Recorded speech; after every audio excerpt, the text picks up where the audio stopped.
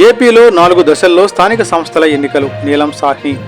ఏపీలో స్థానిక సంస్థల ఎన్నికలను 4 దశల్లో జరుపుతామని రాష్ట్ర ఎన్నికల కమిషనర్ నీలం సాహ్ని వెల్లడించారు. మంగళవారం అమరావతిలో ఎస్ఈసి నీలం సాహ్ని మాట్లాడుతూ ఈవీఎంలతో ఎన్నికల నిర్వహణపై ప్రభుత్వంతో సంప్రదిస్తామన్నారు. ఎన్నికల నిర్వహణకు షెడ్యూల్ 2025 అక్టోబర్ 15లోగా వార్డుల పునర్విభజన, రిజర్వేషన్ల ప్రక్రియ పూర్తి చేయాలి.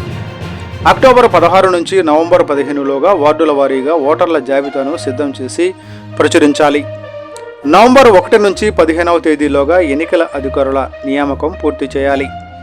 నవంబర్ 16 నుంచి 30లోగా పోలింగ్ కేంద్రాలు ఖరారు, ఈవీఎంల సిద్ధం చేయడం, సేకరణ వంటివి పూర్తి చేయాలి. డిసెంబర్ 15 లోపు రిజర్వేషన్లు ఖరారు చేయాలి. డిసెంబరు చివరి వారంలో రాజకీయ పార్టీలతో సమావేశాలు నిర్వహించాలి. చివరకు అంటే 2026 జనవరిలో ఎన్నికల నోటిఫికేషన్